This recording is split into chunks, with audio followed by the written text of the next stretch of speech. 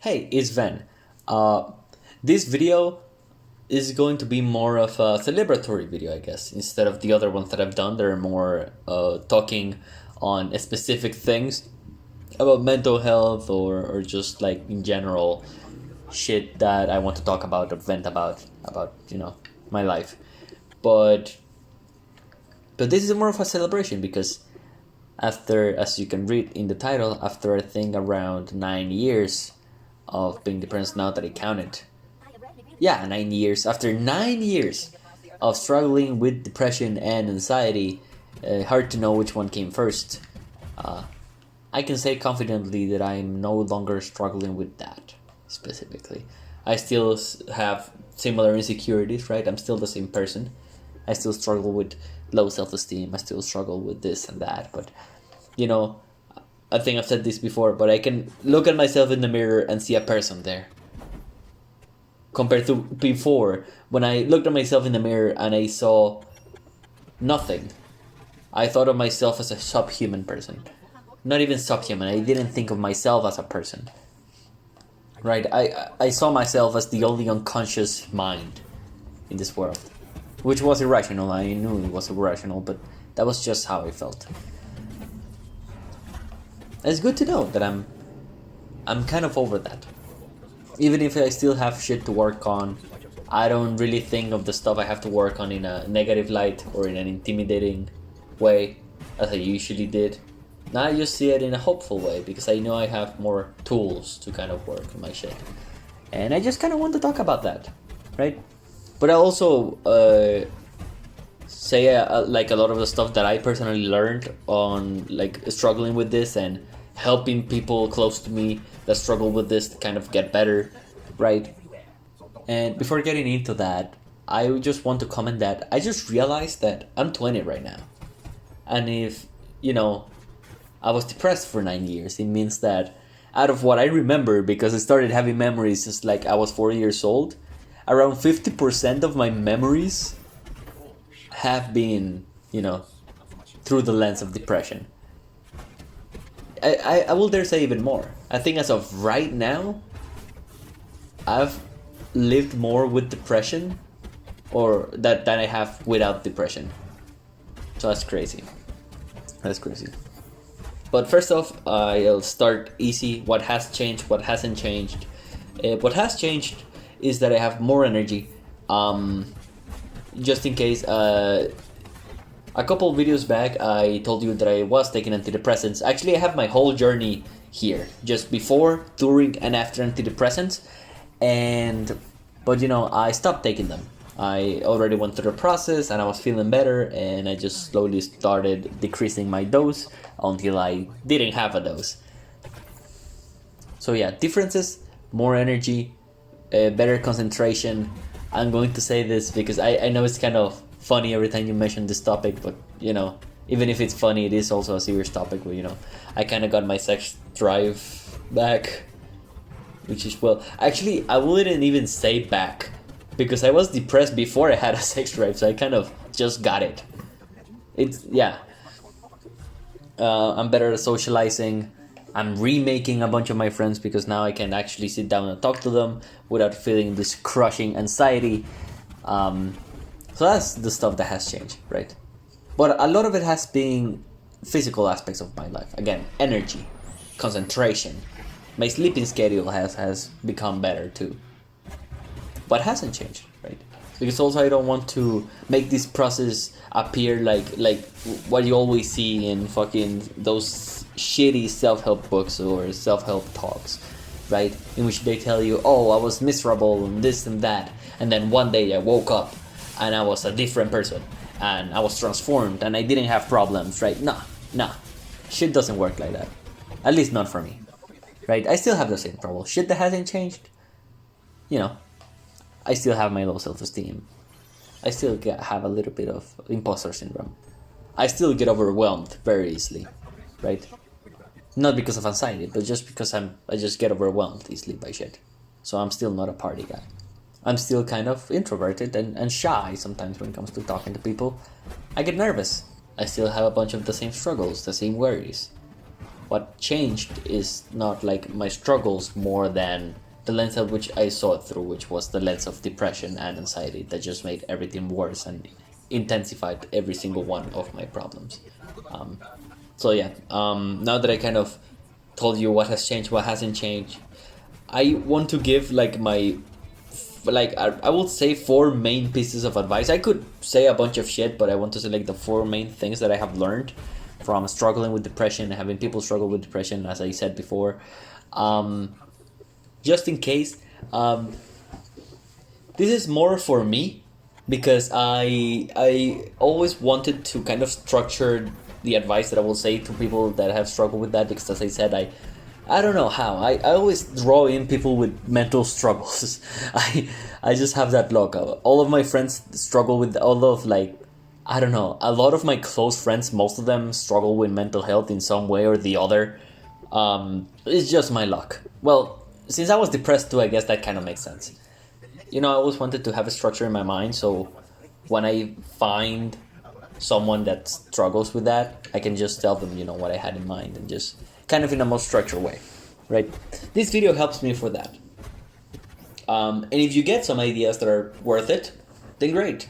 I usually don't ask this, but, you know, if there are specific ideas, like of the 4 that I'm going to say, that you think are good, I will appreciate if you told me, because then I will know, like, oh, okay, this idea is worthwhile to, you know, recommend people when they're going through something. Okay, so yeah, first off, get a psychologist and or psychiatrist. Ideally, first a psychologist. I will say, before saying anything, I get that some people just don't have the money for it, and it's an expensive thing. But like, also try to find the cheapest option you can find, and if you're not able to do it, it's fine. It's fine. Then you can go to my 2nd to 4th point. But like, if you are able to afford a psychologist, please get one. Try to find in your country cheap options. Because, for example, in my country, I can tell you that for my case, you know, I was lucky enough that I had the money for it, and my mother was, you know, supportive enough to actually accept me getting a psychologist. But, you know, that was not the case for my best friend. My best friend was someone whose parents not only didn't support almost at all the idea of a psychologist, because they didn't really believe in it, but they also didn't have the money for it. And, you know, just looking around, I found in my country an option that was so much cheaper. For example, I think that therapy is around like $90 on average, I think. And in my country, I found an option that was like 20. So I told my best friend, like, hey, you're feeling like shit, you need help. In a nicer way, of course. But I told him, like, hey, you need help. I found this thing that was $20. Right? It's like the best you can get right now. If you can afford it, as soon as you can afford it, please go. So yeah, get a psychologist if you can. Also, don't be afraid to switch, because I think that's also a problem that some people and I have encountered. Because sometimes you're just not going to click with a psychologist. It happens. Or maybe you click with a psychologist and they help you work through specific problems, but not like other problems. For example, my first psychologist, I've gone through 3 of them, right? And it's not because I'm just a shitty person and I'm just unfixable and I you know, I don't work for that system. It's just, you know, it's a luck thing. My first psychologist, she was great for helping me with my anxiety and kind of pinpoint certain things that I didn't know. But ultimately, when it came to exploring different aspects of my life, she wasn't really good. So I ended up, you know, stopping going to her sessions. Then I went to another psychologist, and her approach wasn't that good for me. Like, she had a good approach, but I think that for me, it just didn't really help. So I progressed, but I feel that both of us felt that we were not progressing. And so at some point, I went to another psychologist. And by coincidence, it was the same psychologist that attended my brother, because in my family, we have a history of mental health issues, and my brother is no exception. And I went to this psychologist, and the dude was a fucking beast. He was a beast, and personality-wise, we just kind of got off in a super good relationship. And that was my final psychologist, right? And it was years of going through that shit. And by the way, I wasn't going to therapy like all that time that I was depressed, right? Most of the time I was depressed, I wasn't going to therapy until like a bit before university. I started going, then I dropped it for a year, then I came back, right? But as long as you find the right moment and start going as soon as you can, then I can assure you it will help. If you can afford it, great. If you can't, try to find the cheapest option and try to see if you can get therapy as soon as possible. And don't be afraid to switch. Secondly, do whatever you can. Doesn't matter how small it is, as long as it's something. I'm going to elaborate on that. Depression is a shitty thing, because depression is a shitty thing, especially when you couple it with anxiety, because anxiety wants to do everything. Depression doesn't have the energy to do everything, so you just end up feeling bad because you want to do all these things and you feel like shit because you cannot do them. And this piece of advice is more for people like me, because in my case I intimidate myself with the tasks that I have to do.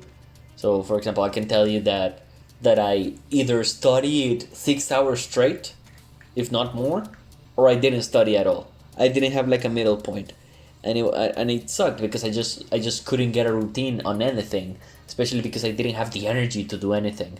I didn't go out. I didn't talk to friends. I didn't.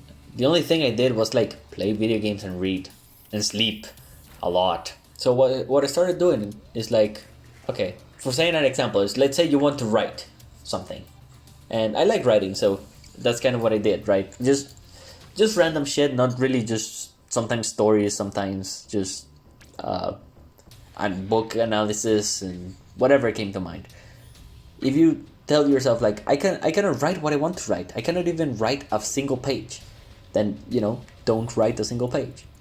Write a paragraph. If you cannot write a paragraph, write a sentence. Or what I sometimes did when shit like, and what I sometimes did, sometimes it's not about writing the sentence, but about planning the sentence you want to write. So sometimes I just sat down and planned the sentence that I was to write. And I was like, okay, that's enough for today. Tomorrow I'll write the sentence. That's just an example. If you want to exercise, I know it's hard, and everyone tells you to exercise, and I get it, but it's easier said than done. What I started doing, in my case, I started doing like 5 minutes of jump rope. It's not like a full workout by any means, but it helped make a routine. And just by doing something, it kind of like accustoms your brain to be like, oh shit, we're productive now. And I'm going to talk more about this later, but for example, this channel was specifically what I mean by do whatever you can as long as it's something. Because this channel is like, I started it in my lowest point and I couldn't do shit. So I thought, I already vent out loud when I'm alone. I play a bunch of video games.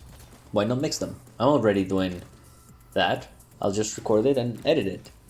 And you can see that my thumbnails are shit because I don't really do it for the views. But I said, if I can get a video out a week. I started piling up the videos and uploading them on a schedule. But, after a while, I just started to record the videos as I upload them like the same week. So it helped me to keep a sense of constancy, of doing something. Even if that something was playing video games and shitting on the world and complaining. I felt that I was doing something. And it helps. So keep that in mind. Do whatever you can, doesn't matter how small. If taking a shower is a big thing for you, take that fucking shower and try not to listen to the voice in your head, because I get that. You do something and your brain tells you like that is the bare minimum. Actually, that is less than the bare minimum. You shouldn't feel gratification for this, but try as much as possible not to listen to that. It's hard, I know, it's fucking hard, but try as much as possible. Try to tell yourself like, no. You can do 5 minutes of jump rope at first and be like, you know what, I deserve a soda. And get yourself that fucking soda. Because that's what I did. And it told my brain like, oh, this is good. So the next time, right, instead of doing 5 minutes, you'll do 10 minutes. And from 10 minutes, 20 minutes. So that's what I did. My third point, this is for a very real thing that I have struggled with, that a lot of people that are close to me have struggled with. and that is that for self-harm, avoid as much as possible situations that make it more likely for that to happen, and have a plan B if the risk feels imminent. It sounds super dumb and intuitive, and I know everyone knows that, but I feel like the nuance in this lies in the details. For example, in my case, when I self-harmed, I did it with my kitchen knives, and I have one of those stones used to sharpen them, so they were sharp as shit. So what I started doing is to just never sharpen them again. I was like, I'm not going to sharpen my knives until I get better on this self-harm thing. So I still tried. It's sad, but also kind of funny. I still tried, but they were so dull, so absolutely disgustingly dull, that I think it was easier to cut myself with a hammer. So I didn't really get anything done, and that helped. I know how it is, right? I get it. It's a very irrational thing. It's a very uncontrollable impulse you get. A lot of the time, at least with me, it was a very uncontrollable impulse. So you cannot just fight it straight away a lot of the time. The thing you can do is optimize your environment so you lower the chances of that happening as much as possible. And more than lowering the chances, you lower the chances of bad shit happening. For example, if you cut yourself with the razors you use to shave, then maybe, I'm not saying you to do this, I'm just brainstorming. Or maybe you should consider not shaving, or I don't know, hiding them somewhere so you only like shave once a month or once a week or something. So you should consider like hiding them somewhere and just shaving like once a month, or even just not shaving, because I know it sounds super weird, but like, it's, even if you have a ugly beard, it's better for you to look ugly than to look dead. So yeah, try to avoid scenarios like that. For example, I can tell you that my best friend is an artist, and so they have a lot of like art things lying around, and some of them are kind of sharp. So my best friend told me once, like, yeah, I self-harmed, and it was so difficult because I just had my art supply right next to my fucking bed. So of course I did it. Just try to optimize your environment. If you're in a scenario like my best friend, if you have a problem like my best friend in which you have like your art supplies there in your room, just try to put them somewhere else, like in the dining room or something, I don't know, somewhere else. Also with the plan B thing, for example, something that I did is going to a friend's house if I felt at risk. For example, if I was lying down on my bed and I was like, I feel that at any point I will cut myself. What I told myself is like, okay, as soon as possible I'm going to my friend's house. So I told them. I didn't really tell them that it was because of that. And you don't have to tell them either. You can. It will be great if you're open regarding your emotions with your friends, of course. But I get it, right? You don't want to burden people. I relate to that a lot. And sometimes it's a lot easier to just not say that's the problem. So just tell them, like, hey, can I go to your house? Don't tell them it's because I'm going to cut myself at any point. Just tell them, hey, can I go to your house? And if it's very urgent, just tell them, like, hey, I kind of need to go to your house. I kind of need to chill or something. I don't know. Tell them whatever it is. But go to someone's house, or if that's not what you want to do or you cannot do that, try to take a walk somewhere. Just quit your home or quit the environment you're in. Try to escape as much as possible. Like, if you feel that you have the razors right next to you and you're going to self-harm right away, if you can snap out of it, just tell yourself, like, I'm taking a walk. I'm taking a half an hour walk. I'm going to the supermarket. I'm not even going to buy shit. I'm just going to the supermarket and whatever. If you end up doing that supermarket thing, I don't do that, but like, if you end up doing that, I don't know, after that, just buy yourself a soda or something. Reward yourself. Also, this is not a piece of advice, but try to reward yourself every time you do something that's like helpful, even if it's very small. At least that helped for me. Because if you like reward yourself, then your brain is like, oh shit, this is good. Instead of hurting myself, I'm going to just exercise or something, or walk around. It's going to help. And also, my final piece of advice is regarding comfort media. So comfort media and coping mechanisms are all good, but use them as a crutch to get better instead of using them as the backbone for your mental health. And I say that because I see that a lot in social media, in the friends I have. You know, people that they feel bad and they say like, "Hey, I'll fucking watch another show. I'll watch another anime. I'll rewatch the same show I've seen before, the same movie, same book." And I'm telling you this, I sound like an old guy, but I'm telling you this out of, my own personal experience. Because, again, I've been struggling this with 9 years. And I can tell you that I didn't really progress in a lot of those 9 years. I read a lot. I read obsessively. I've talked about this before in my coping mechanisms and obsessions video, but like, I used to be at my most productive when I was at my lowest. And that's also not healthy because I used media or projects or work as a form of escapism, and you're not actually working through your shit. So yeah, if Lord of the Rings is the only thing keeping you sane at a specific point in time, by any means, rewatch the trilogy again, right? That's fine. I get that. I do the same thing. But if 100% of the time you feel bad, you're going to do that, then you're not really pouring any time into progressing, you know? Like, at some point, you have to sit down, and I don't mean like watching a self-help guru. I fucking hate self-help gurus. Actually, this is one of the reasons I didn't want to initially make this video, because I don't like giving advice in that sort of 10 steps and you'll become a millionaire and you'll get 1,000 fucking bitches and you'll get a yacht and this and that. No. I hate that. I don't mean taking the time to get better in that sort of way. I mean taking the time to get better instead of just consuming media, consuming more, just sitting down. I mean, like, hey, what is going on? It doesn't even have to be at the moment you're feeling the emotion, because I get it, sometimes it's very intense. But every now and then, just kind of sit down, and when you're feeling more stable, maybe like the next day, you can be like, okay, what was happening yesterday? Why was I feeling like shit that hard? So yeah, those are the main pieces of advice I have for fighting depression. Of course, I'm going to say it, I'm no trained professional, I'm no expert, this is just my personal experience.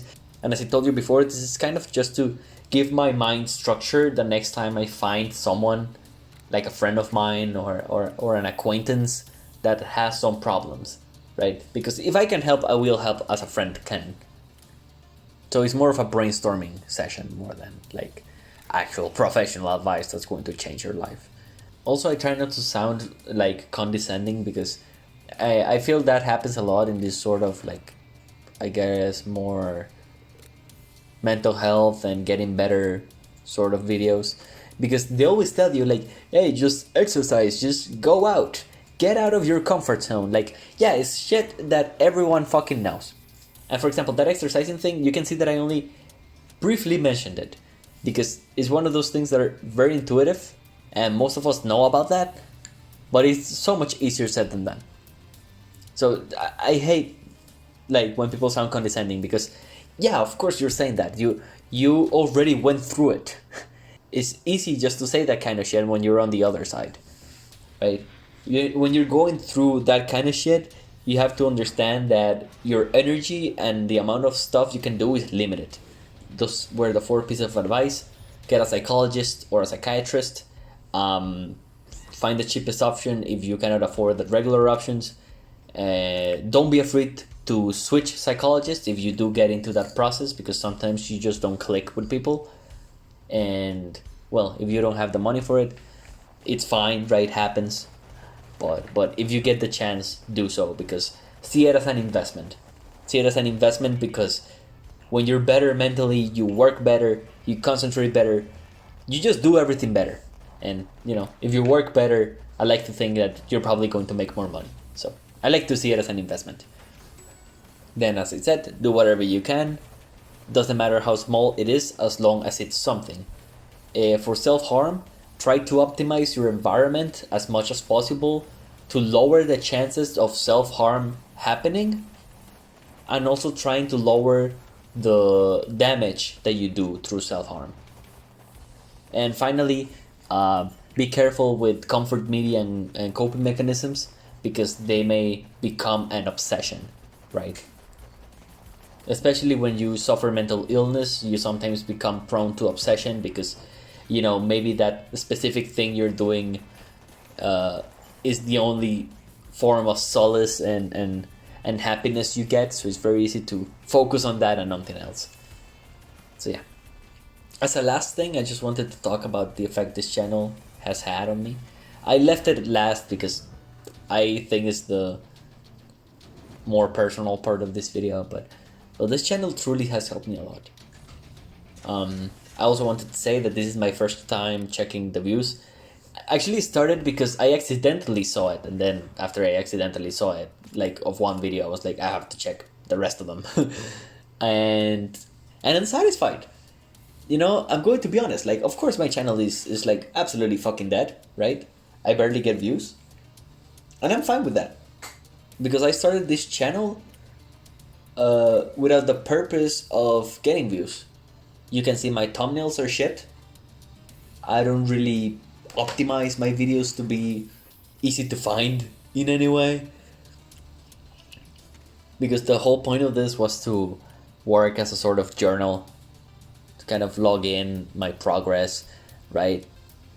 But I'm also satisfied because more than the views, I did get a couple of comments. I didn't expect it. Again, I made this channel and I was sure that when I finally checked it, I haven't explained that. If you haven't seen my other videos, as I said, I recorded these videos and uploaded them on a schedule because I wanted to touch this channel the least amount possible. I didn't want to check anything.